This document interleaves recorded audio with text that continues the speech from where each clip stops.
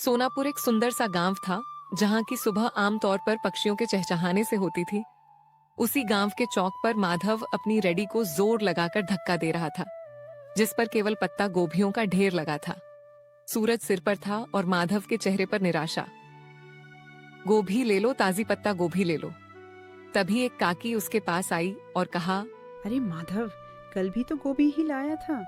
क्या तेरे खेत में इसके अलावा और कुछ नहीं उगता? घर में सब अब गोभी देखकर मुंह बनाने लगे। क्या करूं काकी, खेत में फसल ही यही हुई है। बहुत सस्ती दे रहा हूँ, 2 किलो ले लो। नहीं रे बेटा, मुफ्त में भी देगा तो कोई नहीं खाएगा। कुछ नया लाए तो बता देना, सबको कुछ नया चाहिए। पर नया लाने के लिए पैसे कहाँ से आएंगे? अगर आज ये गोभी नहीं बिकी तो कल का चूल्हा भी नहीं जल पाएगा। माधव वहीं सड़क किनारे बैठ गया। तभी उसका पुराना दोस्त सोमू वहां से गुजरा। क्या हुआ माधव, आज फिर गोभी का ढेर घर ले जा रहा है? हाँ सोमू, कोई भी इसे खरीदने को तैयार नहीं है। सब इन पत्ता गोभी से पक गए हैं। समझ नहीं आता इन पत्ता गोभियों का क्या करूं। भाई, तूने शहर में कुछ समय उस दुकान पर काम किया था ना, जहां लोग इसी गोभी को बारीक काट कर कुछ सफेद पोटली जैसा बनाते थे। क्या नाम था उसका? मोमोज। हाँ सोमू, वो लोग पत्ता गोभी का ही इस्तेमाल करते थे। सोमू की बात माधव के दिमाग में चल रही थी। उस शाम माधव घर लौटा तो उसके मन में एक ही धुन सवार थी। उसने अपनी बची हुई सबसे अच्छी पत्ता गोभी उठाई और उसे बारीक काटना शुरू किया। अगर मैं इन गोभी को फेंकने के बजाय इनका रूप बदल दूं तो शायद बात बन जाए। मैदा घर में थोड़ा पड़ा ही है। वो रसोई में मसालों के साथ कुछ प्रयोग करने लगा। खुशबू फैलने लगी तो उसका पड़ोसी करीम चाचा अंदर आए। माधव, ये कैसी खुशबू आ रही है? आज क्या कोई दावत की तैयारी है? आइए चाचा, दावत तो नहीं पर एक कोशिश कर रहा हूँ। ये देखिए, मैंने इन गोइयों को मसालों के साथ पकाकर इस मैदे की लोई में भर दिया है। अरे ये तो छोटी छोटी सफेद पोटलियां लग रही है। इन्हें तेल में तलोगे क्या? नहीं चाचा, इन्हें बस भाप में पकाऊंगा। यह बिना तेल का खाना होगा जो गांव वालों के लिए बिल्कुल नया होगा। बिना तेल का? क्या लोग खाएंगे? यहाँ तो सबको तला भुना पसंद है। स्वाद अच्छा हुआ तो सब खाएंगे चाचा। बस दुआ कीजिए कि यह भाप में ठीक से पक जाए। कल सुबह गांव के चौराहे पर मैं अपना ठेला लगाऊंगा। हिम्मत तो बड़ी है तेरी। चल ये पक जाए तो एक मुझे भी छकाना। अगली सुबह सूरज की पहली किरण के साथ ही माधव गांव के चौराहे पर पहुंच गया था। उसने अपनी रेरी के एक तरफ कटी हुई पत्ता गोभी रखी थी और दूसरी तरफ पीतल के एक बड़े बर्तन से भाप निकल रही थी। गांव के लोग जो रोज माधव को गोभी बेचते देखते थे, आज रुक रुक कर उसे ताकने लगे। तभी गांव का हलवाई बनवारी उसके ठेले पर आया और कहने लगा, अरे माधव, आज तेरा ये पत्ता गोभी का ठेला बड़ा चमक रहा है। ये बड़े बर्तन में क्या उबाल रहा है भाई? सुबह सुबह चाय बना रहा है क्या? नहीं बनवारी भाई, ये चाय नहीं है, इसे मोमोज कहते हैं। शहर का बड़ा मशहूर नाश्ता है। आज पहली बार अपने गांव में लाया हूँ। मोमोज? क्या नाम तो बड़ा अजीब है, पर खुशबू बड़ी सौदी आ रही है। इसमें डाला क्या है? वही अपनी ताजी पत्ता गोभी है भाई, बस बनाने का अंदाज नया है। ये देखिए, साथ में ये लाल चटनी भी है। तभी गांव का एक बुजुर्ग उसके पास आया और उसने कहा, बेटा, ये दिखने में तो बड़ा कोमल लग रहा है। क्या ये बुजुर्गों के खाने लायक है? मेरे दांत अब सख्त चीजें नहीं चबा पाते। बाबा, ये तो मुंह में जाते ही घुल जाएगा। ये भाप ने पका है, बिल्कुल रुई जैसा नरम। आप बस एक बार जरा सा चक्कर देखिए। बुजुर्ग ने एक छोटा सा टुकड़ा छका। पूरा चौराहा शांत हो गया। सब बुजुर्ग के चेहरे के भाव देख रहे थे। जैसे ही बुजुर्ग ने मोमोज का टुकड़ा चबाया, उनके चेहरे पर एक बड़ी सी मुस्कान फैल गई। माधव ने उन्हें थोड़ी और लाल चटनी दी। देखते ही देखते वहां मौजूद दूसरे लोग भी अपनी बारी का इंतजार करने लगे। वाह माधव, यह तो वाकई कमाल की चीज है। इतना नरम और जायकेदार, और ये लाल चटनी, इसने तो सोई हुई जुबान को जगा दिया। तभी वहां माधव का दोस्त सोमू भी आ जाता है। माधव, मुझे भी एक प्लेट दे भाई। कल तो तू बड़ा परेशान था और आज तूने यहाँ कमाल कर दिया। अब जल्दी जल्दी इसका स्वाद चखा दे। लोग इंतजार कर रहे हैं। हाँ सोमू, सबको दूंगा, पर ध्यान रखना चटनी थोड़ी तीखी है, संभल कर खाना। अरे माधव, तीखा ही तो असली मजा है। शहर में लोग क्या वाकई रोज यही खाते हैं? मुझे तो लगता था वहां के लोग बस महंगा खाना जानते हैं। हाँ काका, शहर में तो इसे खाने के लिए लंबी लाइनें लगती हैं। मैंने सोचा जब हमारे खेत में इतनी अच्छी गोभी होती है तो हम गांव वालों को यह स्वाद क्यों ना मिले। भाई माधव, तूने तो मेरी मिठाई की दुकान के सामने रौनक लगा दी। एक प्लेट मेरे लिए भी लगा। देखूं तो सही, इस पत्ता गोभी के नए अवतार में ऐसा क्या जादू है। दोपहर होते होते माधव की सारी पत्ता गोभी खत्म हो गई थी, लेकिन सब्जी के रूप में नहीं बल्कि मोमोज के रूप में। माधव ने आज पहली बार अपने हाथ में इतने पैसे देखे थे। उसकी आंखों में खुशी के आंसू थे और मन में एक नया हौसला। उसे समझ आ गया था कि मेहनत और नयापन कभी बेकार नहीं जाता। जिसके बाद अगले कुछ दिनों तक माधव का काम तेजी से चल पड़ा। अब लोग सुबह से ही माधव के आने का इंतजार करने लगे थे, लेकिन जैसे जैसे काम बढ़ा माधव के पास संसाधनों की कमी होने लगी। उसके पास सिर्फ एक छोटा बर्तन था और अकेले सारा काम करना उसके लिए मुश्किल होता जा रहा था। गोभी काटना, मैदा गूंथना, फिर उसे बेलना और फिर भाप देना अकेले करते करते हाथ जवाब देने लगे हैं। पर अगर रुक गया तो लोग निराश हो जाएंगे। तभी करीम चाचा उसके पास आते हैं और कहते हैं, क्या बात है माधव मियाँ, काम कैसा चल रहा है? आज चेहरे पर वो चमक नहीं है जो हमेशा रहती है। काफी थके थके से भी लग रहे हो। चाचा काम तो बहुत है पर हाथ सिर्फ 2 हैं। लोग को मेरे हाथों के मोमोज बहुत पसंद आते हैं और अब वे उसे ज्यादा मात्रा में मांग रहे हैं। और मेरे पास बर्तन इतना छोटा है कि एक बार में सिर्फ 10 से 12 मोमोज ही बन पाते हैं। अरे ये तो बहुत अच्छी बात है। अगर बरकत हो रही है तो घबराता क्यों है? शहर जा और एक बड़ा स्टीमर लेकर आ। और सुन, सारा काम अकेले क्यों करता है? किसी को साथ लगा ले। पैसे तो आ रहे हैं चाचा, पर क्या यह काम टिकेगा? कहीं लोग 4 दिन बाद ऊब गए तो मेरी सारी कमाई डूब जाएगी। मेहनत कभी नहीं डूबती बेटा। तूने साधारण सी पत्ता गोभी को पहचान दिलाई है। अब खुद को एक बड़ा व्यापारी बनाने की सोच। करीम चाचा की सलाह मानकर माधव ने अगले दिन अपनी रेडी नहीं लगाई। वो पास के बड़े कस्बे के बाजार गया। वहां की भीड़भाड़ देखकर उसे अपने पुराने दिन याद आ गए, जब वो दूसरों की दुकानों पर काम करता था। आज वो अपनी खुद की दुकान के लिए सामान खरीदने आया था। आइए भाई साहब, क्या दिखाऊं? होटल के लिए बर्तन चाहिए या घर के लिए? मुझे मोमोज बनाने वाला सबसे बड़ा 3 मंजिला बर्तन चाहिए। और हाँ, एक ऐसी मशीन भी देना जिससे सब्जियां बहुत बारीक कट सके। बड़े बर्तन की मांग तो बहुत है। आप कहां से आए हैं? शहर में दुकान खोल रहे हैं क्या? नहीं साहब, गांव में मेरा छोटा सा मोमोज बेचने का काम है। वहां लोगों को उसका स्वाद बहुत पसंद आ रहा है। यह तो बड़ी अच्छी बात है।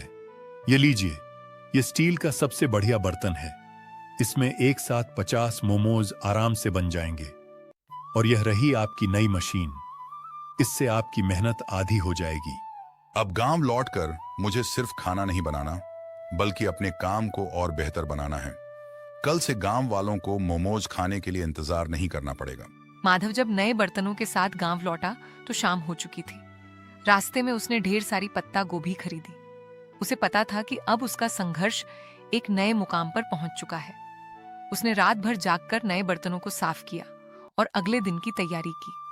अगली सुबह जब माधव चौराहे पर पहुंचा तो उसकी रेहद्दी का नजारा बदला हुआ था। 3 मंजिलों वाला ऊंचा स्टील का स्टीमर सूरज की रोशनी में चमक रहा था। गांव वाले ही नया अजूबा देखने के लिए जमा हो गए। माधव के चेहरे पर एक नई चमक थी, क्योंकि अब उसे ग्राहकों को इंतजार नहीं कराना पड़ता था। वाह भाई माधव, ये क्या रॉकेट ले आया आज? ये तो बड़ा आलीशान लग रहा है।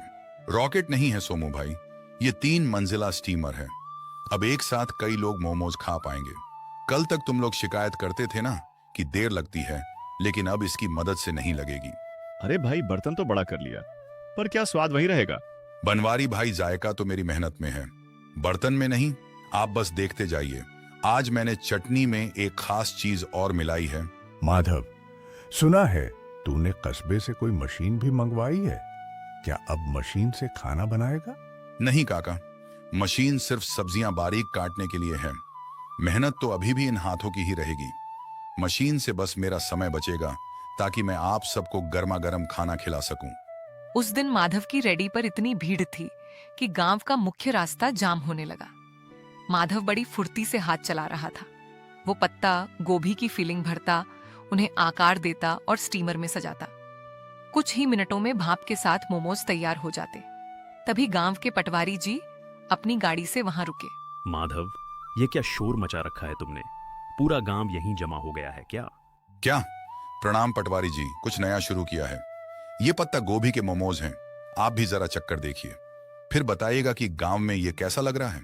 पटवारी जी ने जैसे ही एक निवाला खाया तो उन्होंने कहा, हम वाकई मैंने शहर में कई जगह के मोमोज खाए हैं, पर तुम्हारी ये पत्ता गोभी की फीलिंग और ये देसी पुदीने वाली चटनी, इसका कोई जवाब नहीं। तुमने तो कमाल कर दिया, शुक्रिया।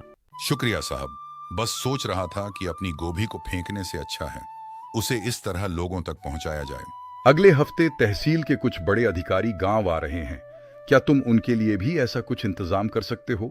मैं चाहता हूं वो देखें कि हमारे गांव के युवक कितने मेहनती हैं। यह तो मेरे लिए सौभाग्य की बात होगी साहब। मैं उनके लिए सबसे बेहतरीन मोमोज तैयार रखूंगा। माधव के लिए यह सिर्फ एक ऑर्डर नहीं था, बल्कि उसके हुनर को मिलने वाली सरकारी पहचान की शुरुआत थी। उस रात माधव ने चैन की नींद ली, क्योंकि अब वो सिर्फ एक गरीब सब्जी वाला नहीं, बल्कि गांव का मोमोज मैन बन चुका था। पटवारी जी का वादा माधव के लिए एक बहुत बड़ी चुनौती और अवसर दोनों था। तहसील के अधिकारियों का आना कोई छोटी बात नहीं थी। माधव ने तय किया कि वो इस मौके को हाथ से जाने नहीं देगा। उसने अपने छोटे से रसोई घर को साफ किया और अपनी रेडी को अच्छे से सजाया। माधव, बेटा कल का दिन बहुत बड़ा है। सुना है शहर से बड़े साहब लोग आ रहे हैं। क्या तूने सारी तैयारी कर ली? हाँ चाचा, मैंने आज सुबह ही खेत से सबसे ताजी और कोमल पत्ता गोभी तोड़ी है। मैं नहीं चाहता कि स्वाद में जरा भी कमी रहे। दोपहर का समय था। संगीत तहसील के अधिकारी अपनी गाड़ियों से गांव की चौपाल पर पहुंचे। पटवारी जी ने गर्व के साथ माधव की रे की ओर इशारा किया। माधव के चेहरे पर एक विनम्र मुस्कान थी। उसने बड़ी ही सफाई से अधिकारियों के सामने गर्मागर्म मोमोज परोसे। पटवारी जी, मैंने सुना था कि यहाँ का कोई युवक बहुत अच्छा काम कर रहा है। अरे ये तो वाकई लाजवाब है। इतना हल्का और इतना शुद्ध स्वाद। शुक्रिया साहब। ये सब मेरे खेत की पत्ता गोभी का कमाल है। मैंने इसमें कोई बनावटी मसाला नहीं डाला है। हैरानी की बात तो यह है कि गांव के माहौल में तुमने इतनी सफाई और हाइजीन का ध्यान रखा है। तुम्हारा यह तरीका वाकई काबिले तारीफ है। माधव, क्या तुम कभी शहर आकर अपना स्टॉल लगाना चाहोगे? वहां तुम्हें और भी बड़ा बाजार मिल सकता है। साहब, शहर में तो बहुत लोग हैं। मैं चाहता हूं कि मेरे गांव के लोगों को यहीं पर अच्छी और नई चीजें खाने को मिले। मैं यहीं रहकर अपने काम को बड़ा बनाना चाहता हूं। बहुत खूब, तुम्हारी यह सोच देखकर अच्छा लगा। हम तुम्हारी मदद करेंगे ताकि तुम एक छोटी सी पक्की दुकान खोल सको। हमें ऐसे ही मेहनती युवाओं की जरूरत है। अधिकारियों ने न केवल पेट भर खाया, बल्कि जाते समय माधव की काफी तारीफ भी की। उस दिन माधव को समझ आया कि सफलता के लिए गांव छोड़ना जरूरी नहीं, बल्कि अपनी जगह रहकर कुछ अलग करना जरूरी है। अधिकारियों की मदद और अपनी मेहनत की कमाई से माधव ने आखिरकार गांव के मुख्य चौराहे पर एक छोटी सी पक्की दुकान किराए पर ले ली। अब उसे धूप और बारिश में खड़ी करने की चिंता नहीं थी। उसने अपनी दुकान का नाम रखा माधव का देसी जायका। दुकान की दीवारों पर उसने खेत और गांव के सुंदर चित्र बनवाए थे। अरे भाई माधव, अब तो तू सेठ बन गया। इतनी सुंदर दुकान और वह भी गांव के सबसे मुख्य मोड़ पर।